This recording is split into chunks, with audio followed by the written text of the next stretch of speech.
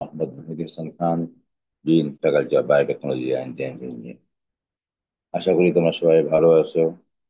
আমাদের যে সমস্ত নবীন শিক্ষার্থী তারা হয়তো খুবই উত্তেজিত, এক্সাইটেড যে আমাদের নতুন ক্লাস শুরু হবে। এবং তোমরা হয়তো এতক্ষণ সবাই জেনে গেছো যে আগামী 30শে জুলাই তোমাদের ওরিয়েন্টেশন অনুষ্ঠিত হবে। ওরিয়েন্টেশনের পরে যে সমস্যা হইলো যে আমাদের যে এই হলগুলো আসলে অনেকে যারা ভর্তি হয়েছিল, যে হলে ভর্তি হয়েছিল হলগুলোর নাম পরবর্তীতে পরিবর্তন হয়ে গেছে। এই পরিবর্তনের কারণে অনেকে কিছুটা কোনো কোনো বিষয়ে কনফিউশনের মধ্যে আছে। এই কনফিউশন দূর করার জন্যই আমার এই আজকের আলোচনা। তোমরা যদি গুগলে SAU, আমাদের সিলেট ইউনিভার্সিটিকে আমরা সংক্ষেপে লিখি SAU, SAU দিয়ে যদি সার্চ দাও তাহলে এটা পাবা।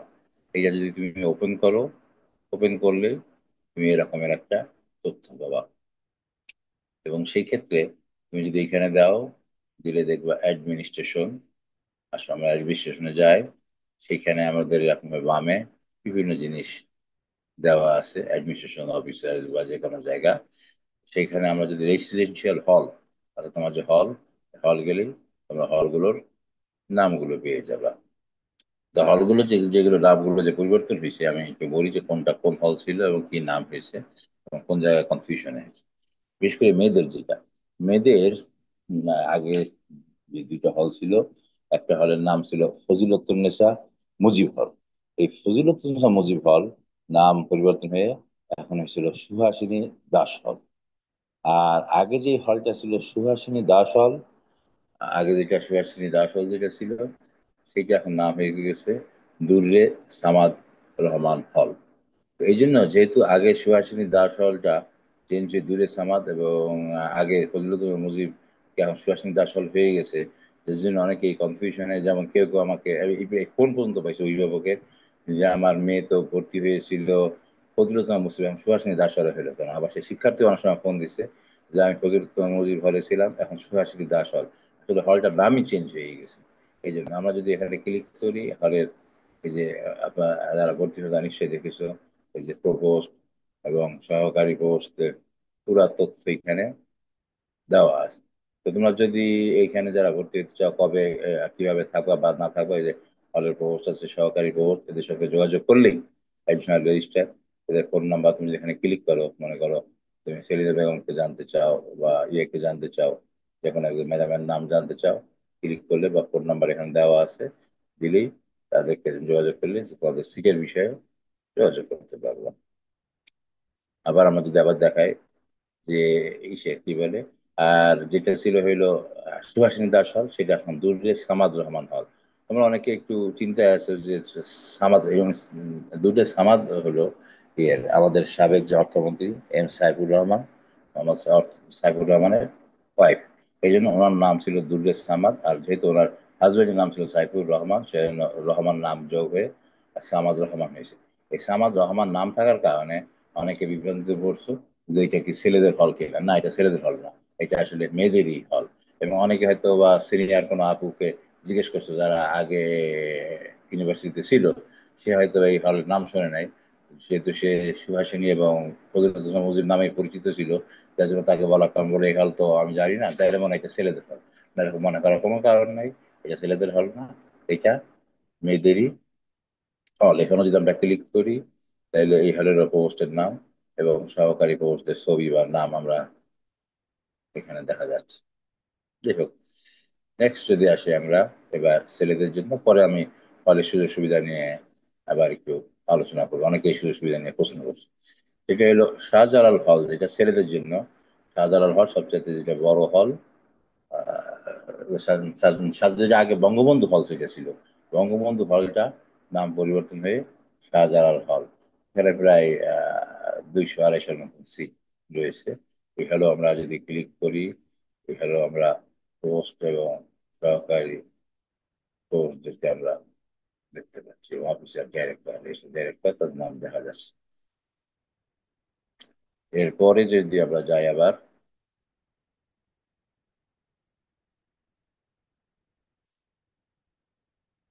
MAG Osmani, general MAG Osmani যে হল, এমএজি ওসমানী হল, এই হলটা আগে ছিল আব্দুল সামাদ আজাদ হল।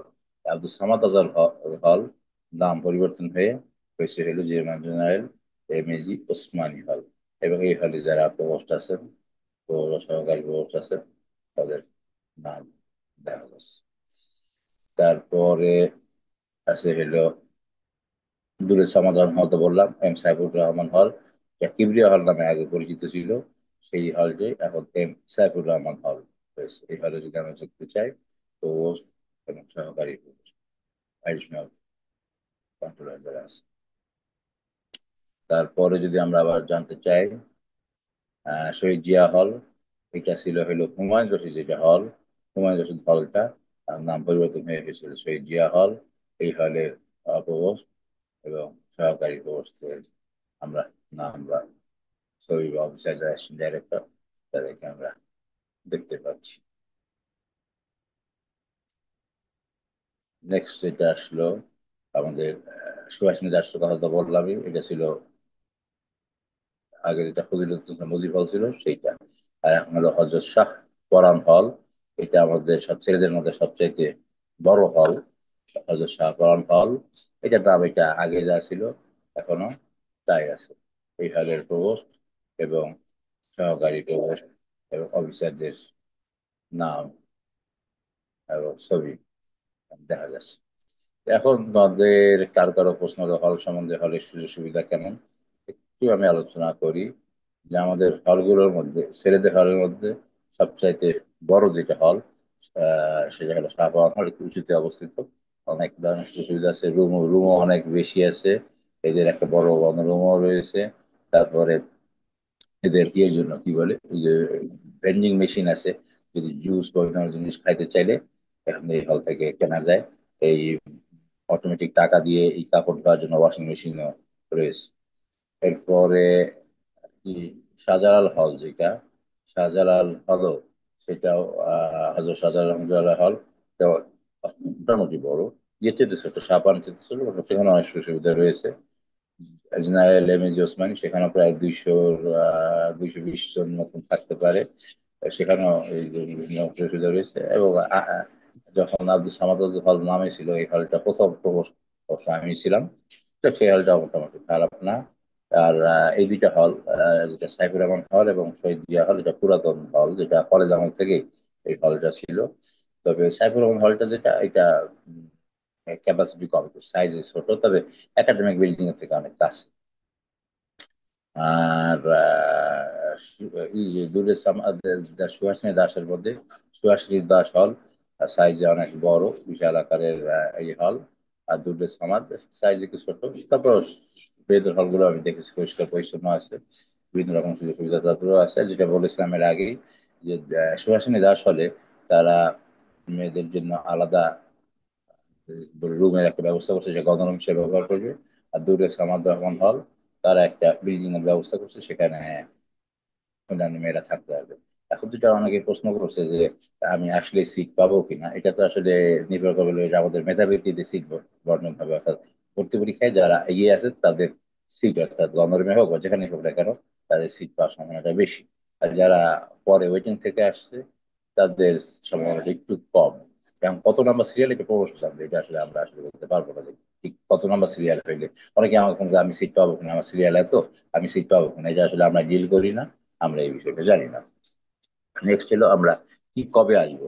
আচ্ছা, যদি 30 তারিখ ওরিয়েন্টেশন হয়, 29 তারিখে চলে আসলেই হবে। 29 তারিখে চলে আসলেই এই গণরুম গুলিতে 22-এ সিট পাওয়া যাবে। 30 তারিখে 10টার সময় আমরা ওরিয়েন্টেশনে যোগ দিতে পারবো।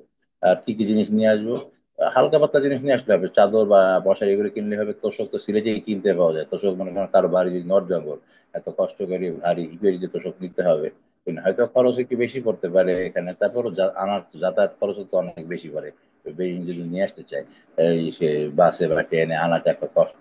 এখানে কিনতে পাওয়া যাবে, অর্ডার দিলেই মোটামুটি পাওয়া যাবে। আমাদের এই বালুচরও দোকান আছে। আর যদি আমি শহর থেকে কিনতে চাই, শহর থেকেও কিনলেও কেনা যেতে পারে। সেই হিসাবে যাক, বাকি ডিসিশন তো যে এই শিক্ষার্থী যে সে ডিসিশন নেবে যে কবে, তবে কবে আসা যায় সেটা, সে ব্যাপারে আমার পরামর্শ হলো যে কিবার আসলেই হবে, কিবারে 30 তারিখে, 29 তারিখে আসলেই হবে। আশা করা যায় যে সিট পেয়ে যায়, বা যা করার পরে থাকার সমস্যা আশা করি হবে না। যাক, আজকে এই পর্যন্তই। আর আরেকটা জিনিস আমাকে কেউ কেউ প্রশ্ন করছে, যে সেটা হলো, আমি যদি এখন প্রথম দিকে হলে না থাকি, বাইরে থাকি, আর সিট পাওয়া যাবে না তা না, তবে সিরিয়ালি যারা হলে আগে থাকবে, কষ্ট করে যে গণরুমে থাকবে, তার সে প্রায়োরিটি পাবে, যখন সিট পাবে তখন সে প্রায়োরিটি পাবে। আরেকটা জিনিস প্রশ্ন করছে কেউ কেউ, যে আমি গণরুমে আমার নামে সিট বরাদ্দ রাখলাম কিন্তু আমি বাইরে থাকলাম। না, যদি তুমি হলে না থাকো, কারণ আমাদের হলে সিটের চাহিদা অনেক বেশি, হলে সিট না থাকলে হয়তো বা তার সিট গণের মতো করা হল বাতিল হয়ে যেতে পারে, তখন অন্য কাউকে দেওয়া হবে। এবং যে সমস্ত শিক্ষার্থী দূরে আছে, যাদের সিট দরকার বেশি, তাদেরকেই অগ্রাধিকার দেওয়া হবে। ঠিক আছে, আজকে এই পর্যন্তই। সবাই ভালো থাকো, আশা করি দেখা হবে। সব সুস্থ থাকো, সুন্দরভাবে আসো, ইনশাআল্লাহ। আসসালাম।